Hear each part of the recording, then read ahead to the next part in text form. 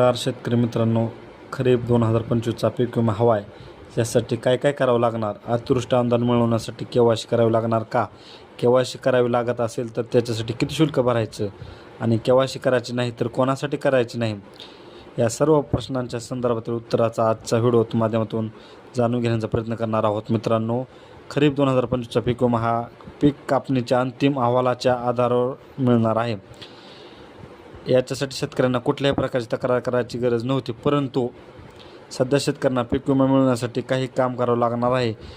ते म्हणजे पीक कापणीच्या अंतिम जे काही पीकपण्या चालू आहेत त्याच्यावरती लक्ष ठेवणं. यापूर्वीसुद्धा आपण पाहिलं होतं, मूग उडदाची पीक पाणी झालेली होती, मक्याची पिकापाणी झाली होती, बाजरीची पिकापाणी झाली होती. परंतु आता महत्त्वाचा असा पीक विमा आहे, तो म्हणजे सोयाबीनच्या राज्यामध्ये मोठ्या प्रमाणात सोयाबीनचा पीक विमा भरला जातो आणि नुकसान देखील सोयाबीनचं मोठ्या प्रमाणात झालेलं आहे. आता सोयाबीनच्या पिकापणीचे अंतिम जे काही प्रयोग आहेत ते सुरू झाले आहेत. अहिल्यानगरमध्ये आपण पाहिले, स्वतः कलेक्टर त्या ठिकाणी पिकापाणीच्या प्रयोगाला जात आहेत. नांदेडमध्ये स्वतः कलेक्टर पिकापाणीच्या प्रयोगाला हजर राहत आहेत आणि शेतकऱ्यांसुद्धा अशा प्रयोगाला हजर राहणं अतिशय गरजेचं आहे. ज्या ज्या गावामध्ये पीक कापणीचे प्रयोग होत आहेत अशा प्रयोगाच्या ठिकाणी योग्य तो प्लॉट निवडला आहे का? त्या प्लॉटवरती योग्य ती साईज घेतली जाते का? त्याची कापणी बरोबर होते आहे का? त्याचे वजन काय झालेलं आहे? आकडा नेमका अंतिम किती येतो आहे?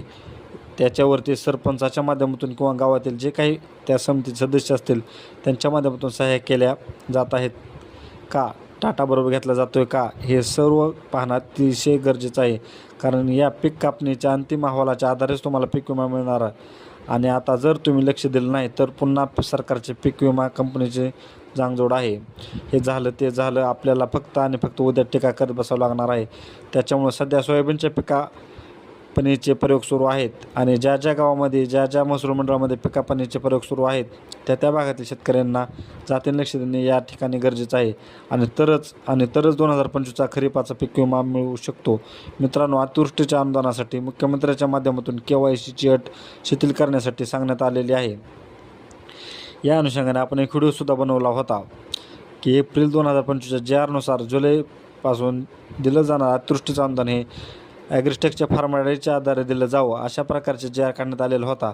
मित्रांनो, राज्यातून जून किंवा जानेवारीपासून आपण जर पाहिलं तर जानेवारी असेल, फेब्रुवारी असेल, मार्च, एप्रिल, मे, जून या कालावधीमध्ये मोठ्या प्रमाणात अवकाळी पाऊस, गारपीट, अतिवृष्टी झाली होती. आणि याच्यानंतर आता जून ते ऑगस्टपर्यंत जो काही पाऊस झालेला होता याच्यासाठी सुद्धा असा राज्य शासनाच्या माध्यमातून पहिल्या टप्प्यामध्ये 2215 कोटी